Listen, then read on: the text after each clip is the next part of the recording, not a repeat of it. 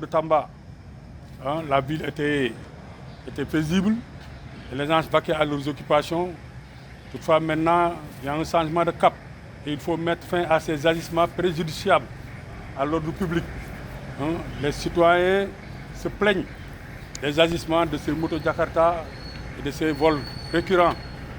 Donc aujourd'hui, on va montrer que l'État est fort et reste debout, hein, pour assurer la sécurité des populations. Hein. À ce cause-là, pour la mettre fin, il faut une occupation permanente du territoire. Et cette planification va de ce jour, le 1er octobre, jusqu'au 30 octobre. Et on le fera aussi régulièrement que possible. Tous les 2 jours, on fera une descente sur le lieu, hein, pour renverser la tendance et rassurer la population qui sont en train de se plaindre de ces agissements. Donc c'est le but recherché, mais on reste professionnel. On reste professionnel. En restant professionnel, pas de violence illégitime, pas de bavure. On laisse dans le cadre légal. Ça nous permet de mieux contrôler la situation, de vérifier les identités, et d'opérer en binôme, en groupe. Il ne faut jamais être isolé, parce que le danger nous guette. Faire le travail en état professionnel requiert de nous, un ensemble de qualités, la solidarité. Donc tout ce que nous avons appris en maintien de l'ordre, on l'applique ici de façon sectorielle. Vous aurez des chefs de section, des chefs de groupe, vous les rendez compte de tout ce que vous aurez à rencontrer sur le terrain. Et ça va continuer jusqu'à l'aube, pour permettre aux citoyens de vaquer à leurs occupations sans préoccupation. Donc on reste professionnel et on rend compte à l'autorité. Vous avez vos chefs qui ont nos contacts, ils vont rendre compte de la situation. Le commandant du groupement est là, le chef de la BRS est là, les chefs des renseignements généraux sont là. Donc c'est la police dans son ensemble qui se regroupe pour prêter main forte au commissariat de sécurité publique pour mener à bien les opérations demandées par l'autorité. N'est-ce pas? Donc on reste professionnel et on rend compte. Sur ce, l'opération va démarrer avec le dispatching des éléments.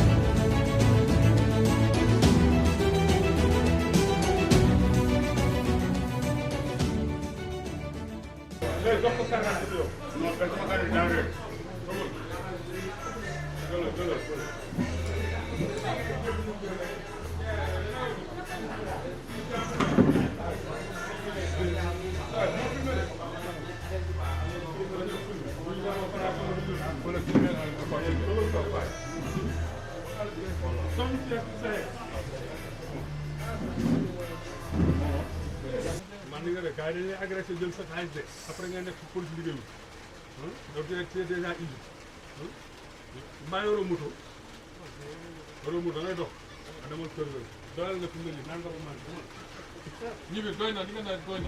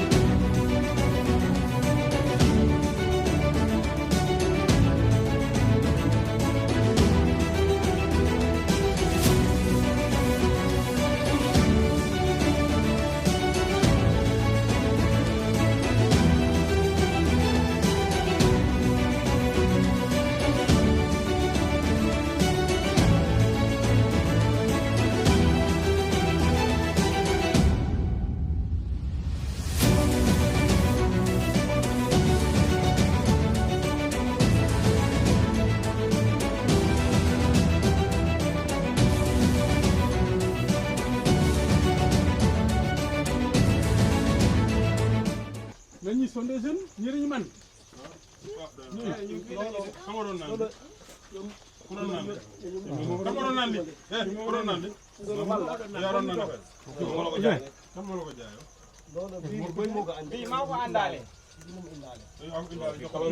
la bésu la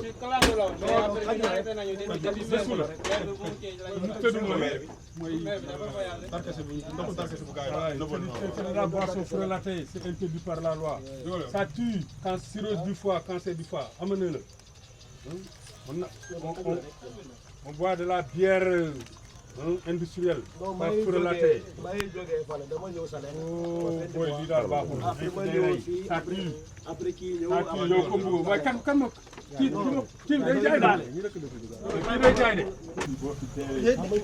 Sénégal a besoin de toi, tu t'en es de la mauvaise poisson.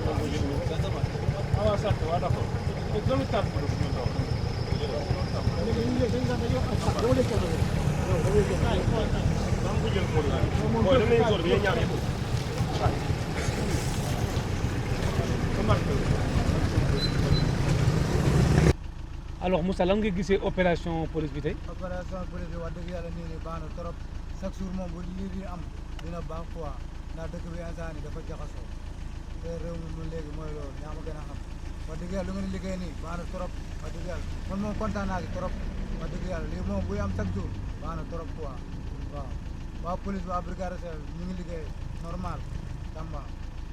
jërëjëf fàttali ñu tur bi. Moussa laa tudd. Moussa sant. Diop laa sant. Diop.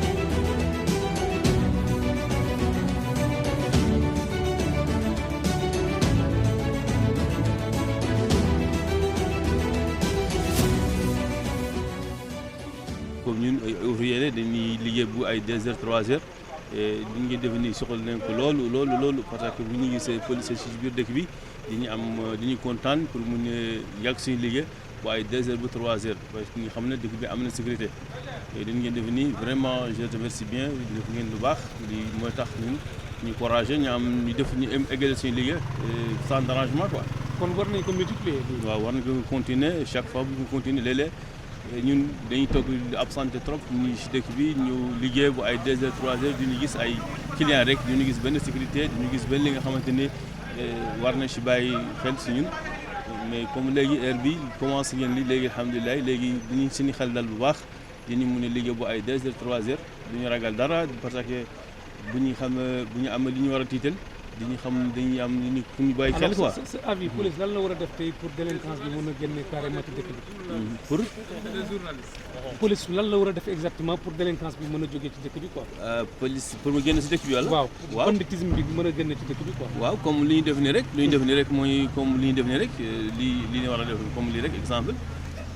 comme ñun xam nga dañuy liggéey fii en même temps ñun yor nañ fi ay quelques places guddi. léegi am na ñoo xamante ni dañuy jóg garage dañuy jóg voyage dañuy wàcc ay fi ay 2 heures 1 heure dañuy soxla lekk dañuy soxla lu bëri ñun dañuy jaay loolu ay boutiquier dañuy jaay ay magasin dañuy ay lekk ay yàpp ay dibiteri ay yooyu. léeg-léeg soxla nañ ku nga xamante ni bu ñu am ay gan bu jóge ci guddi dañuy am fu ñuy dal loolu rek léegi suñu gisul police léeg-léeg suñu gisul police dañuy teel a tëj suñu place à partir de 0 heure dañuy tëj. mais jour bu ñu gisee police si dëkk bi dañuy kontaan parce que ñu xam na am na ci sécurité tuuti quoi loolu rek la. jërëjëf fàttali ñu tur bi. monsieur Diallo.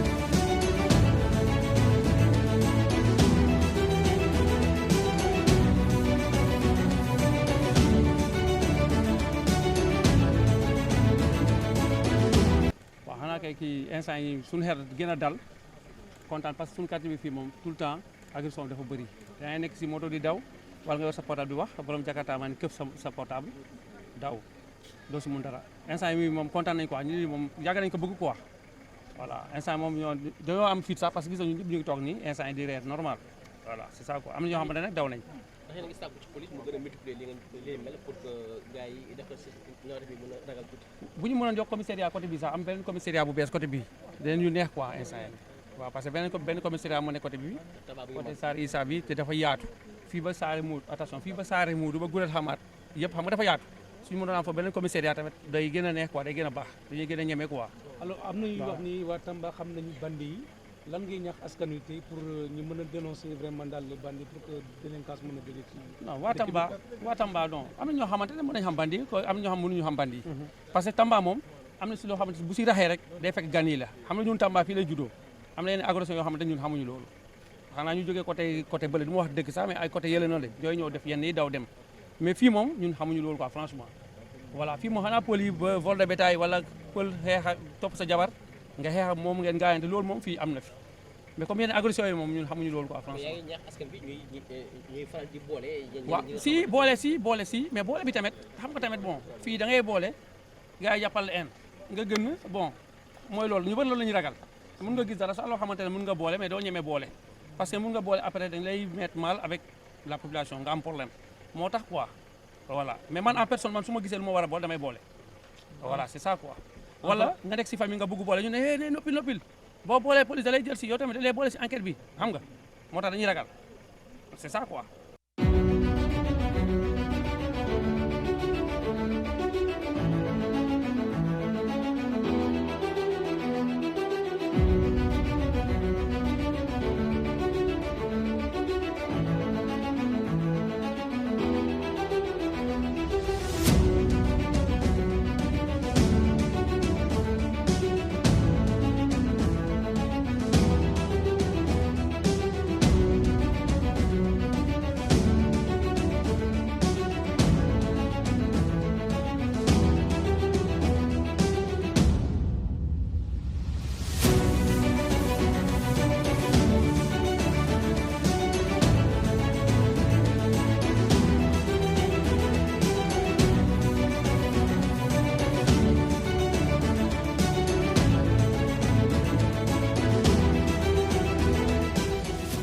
Que la police a mené et il faut signaler qu'en ce sens l'ensemble des entités de la police de la région ont participé, notamment le GEMIV, la sécurité publique qui est maître d'œuvre, l'OCRTIS et les renseignements généraux.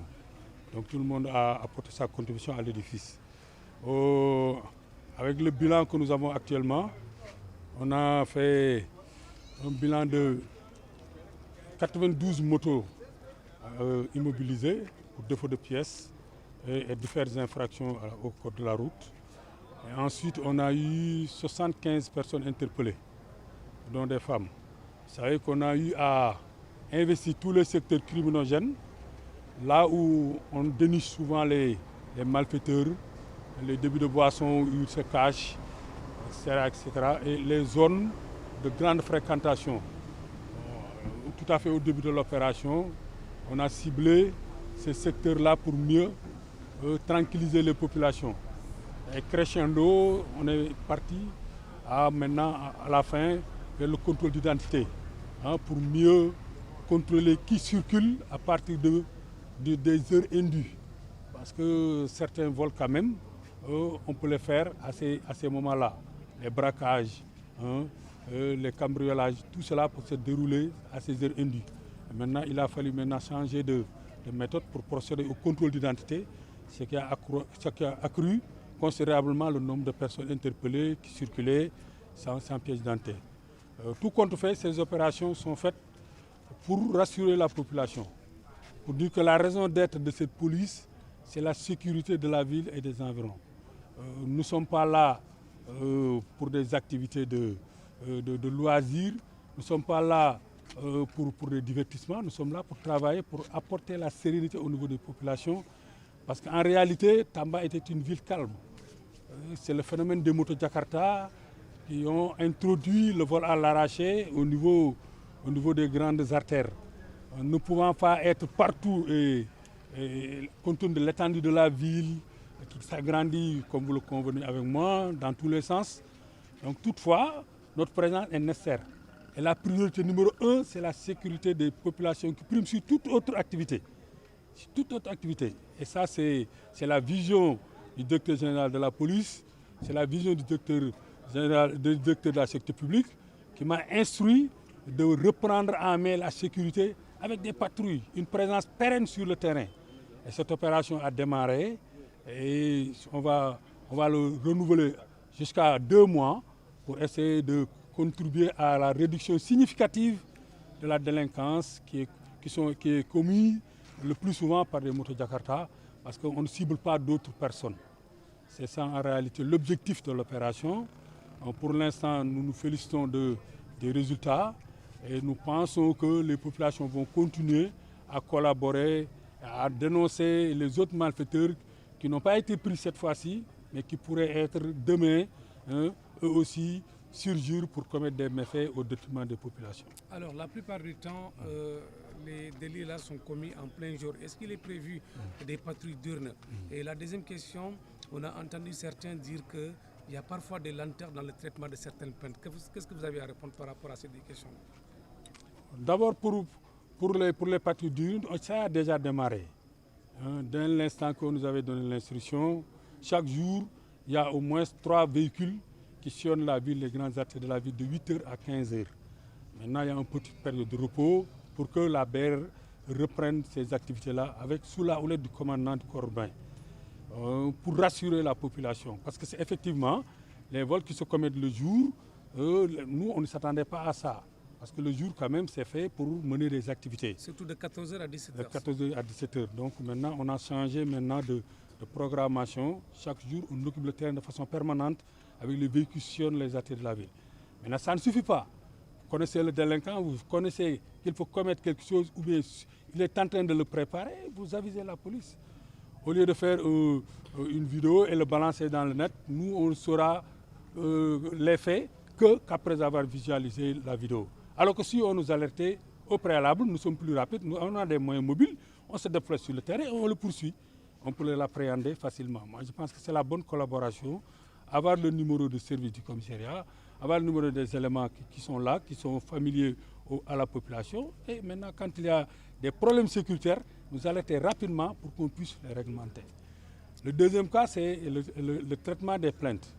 Effectivement, comme nous le savons, le plus souvent c'est des délits qui sont commis à notre insu, pour reconstituer les faits, identifier le gars, avoir le bon renseignement, le témoignage sûr qui nous permettra de mettre la main. C'est ça, ces éléments-là qui manquent.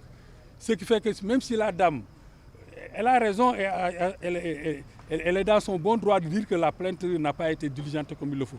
Mais parce que nous avons des écueils que nous n'avons pas élucidés. Parce que pour appréhender quelqu'un, on ne peut pas tergiverser. On ne peut pas être dans le doute. Il faut qu'on soit sûr que c'est lui qui est impliqué dans les faits reprochés. Et maintenant, là, on pourra l'interpeller et faire la procédure et le présenter au parquet. Mais tant qu'on n'a pas identifié la personne, on n'a pas les renseignements nécessaires pour le joindre, la police ne peut pas ex nihilo comme ça aller prendre quelqu'un pour lui attribuer le vol ou bien l'agression. Donc il faut nécessairement des preuves, des étapes de collaboration avec la population qui nous permettent de mettre la main sur l'auteur des faits. C'est en ce moment seulement que nous pouvons démarrer l'enquête et le diligenter. Mais tant qu'on n'a pas évité, tant qu'on n'a pas, comment dirais-je, arrangé ces écueils-là pour passer à autre chose, c'est difficile de clôturer l'enquête parce que ça va être bâclé et puis ça ne sera pas accepté. Donc c'est ce qui fait que le plus souvent les plaintes d'agression dont nous n'avons pas de témoignages, dont nous n'avons pas de vérification nécessaire, des personnes qui nous permettent d'identifier le cas, c'est difficile de mettre la main dessus pour diligenter l'enquête. Est-ce que le commissariat est bien outillé pour faire face à ces délinquants, surtout quand on sait que la commune s'agrandit? Oui, la commune s'agrandit, mais ce n'est pas un prétexte. Les moyens ne seront jamais suffisants. Des fois, c'est la détermination des éléments sur le terrain, la stratégie adoptée et peut-être la collaboration de la population qui fait. Mais même si nous étions 1000, on ne peut pas mettre dans chaque échoppe, dans chaque rue, un élément. Donc le reste maintenant, c'est la détermination de l'élément et d'autant plus que nous sommes véhiculés, nous avons des véhicules à notre disposition. Si on les sort, même si on nous signale à 5 minutes d'effet, on peut rattraper le gars et le déférer. Mais c'est vrai qu'on aimerait quand même avoir aussi beaucoup plus d'effectifs pour mieux gérer la ville. Mais ce n'est pas un prétexte.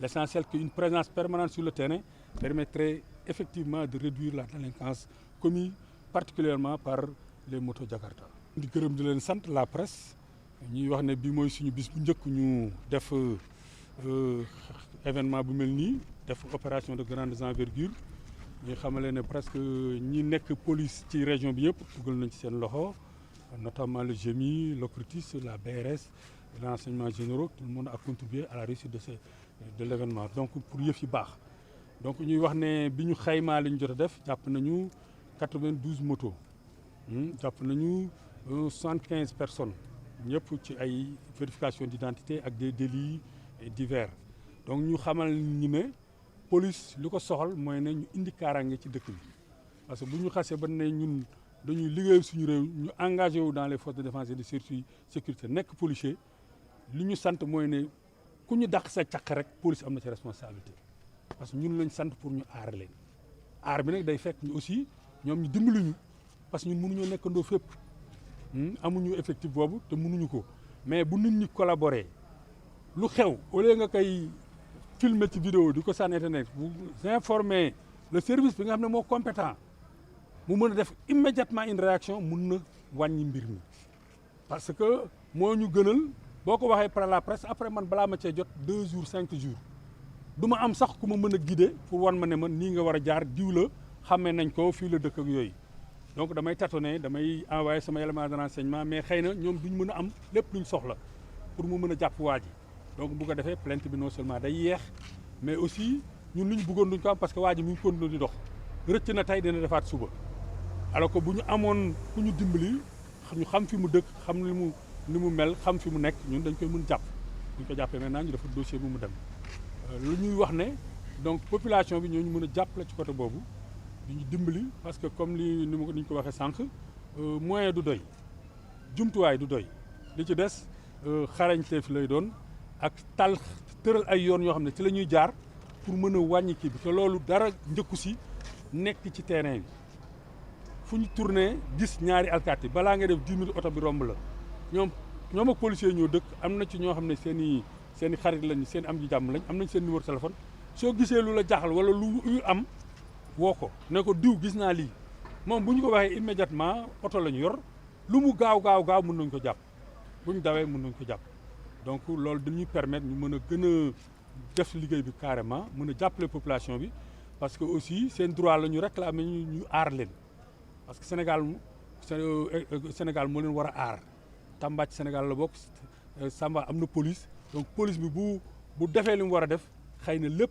du jeex mais lu bëri dina wàññiku loolu moo sabab tey kii te lii plan bi dañ ko commencé tey ci lañ ko dawal fii ak 2 mois après ñu évaluer maintenant l'impact sur la sécurité conséquences yi mu ci jur bu paree nag ñu door a rendre compte à nos chefs supérieurs ñi nga xam te ni ñoo ñu instruiroon ñu reprendre en main la sécurité de la ville parce que y avait trop de plaintes des populations. donc yéen a ngi dalal xelu askan wi. waaw lii ci fànn boobu la bokk commencé nañ démb di def chaque jour ñu génnee 3 véhicules ñu kii sous la houlette du commandant moom moo koy superviser bu ñu xëyee ba 9h après gars yi génn balaa ñuy ñëwaat 1h la bu ñu noppaloo tuuti 15h ñu jëlaat ba 17h après maintenant ñi nga xam ne nag ñooy fanaan jël 17h bi ba fajaraat pour dire que bàyyiwuñu dara donc loolu aussi pour wax population bi ne yéen seen police la et am ngeen droit bu ngeen amee lu leen naqari ci ñun ni ñuy liggéeyee ngeen ñaxtu ko ñun ñu changé doxalin mooy gën a baral suñu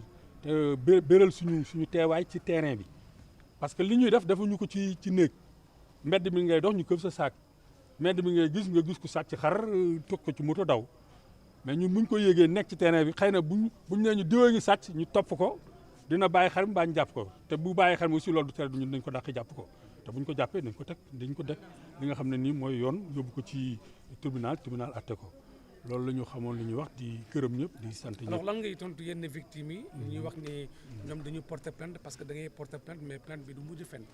waaw loolu dafa am ay gàllankoor yoo xam ne moo ci lalu parce que bu ñu la nee yëf yi xew na nga yaa ngi ci yëg bi mu amee 2 jours yow xamoo ki ko def xëy na xam nga fi nga ko defee mais xamoo ki ko def xamoo turam xamoo fu mu dëkk amoo kenn ku la dimbali pour nga mën ko jàpp plainte boobu mënul gaaw a réglé wu. loo am farlu pour defar ko doo ko mën parce que dafa am ay gàllankoor yoo xam ne ñoo la téq gàllankoor yooyu nag bu dañee diw ne la man de xam naa ki ko def kii la wax la ko même bu dee de façon anonyme bëggu ci feeñ mais mu ñëw wax la ko ñu loolu daf ñuy doy maintenant ñu def commencé suñu gëstu fexe xam waa ji fu mu nekk bu fa nekkul bu ñu demee këram fekk ñu fa ñu wër ko loolu mun nañ ko def mais il faut ñu teg ñu ci piste bi ci yoon bi nga xam ne mooy tax plainte bi gaaw mais munoo tëb rek parce que am na agression nga dem jàpp ko koo xam ne defu ko nga ne da nga koy yóbbu tribunal yoon du ko nangu donc yow il faut nga jàpp ki nga xam ne moom moo def mbir mi te loolu ñu ko fekkee rek ñoo la ko mën a wax parce que ñun fekke wuñ ko loolu moo tax yeexaay bi mais ñuy ñaan population bi lu ñu am loo xam te ne ci mbiru sécurité la xam nañ commissaire bi xam nañ policier yi ñoo dëkkandoo ak ñoom ci koñ ñi lañ nekk ñu woo leen bu ñu leen ko waxee ñooñu bu yegsee si ñun rek li ñu ko war def lépp nañ ko def parce que loolu moo tax ñu ñëw ci zone bi pour mën a jàppale population yi. jërëjëf fàttali ñu tur bi. Commissaire principal Babacar Sarr.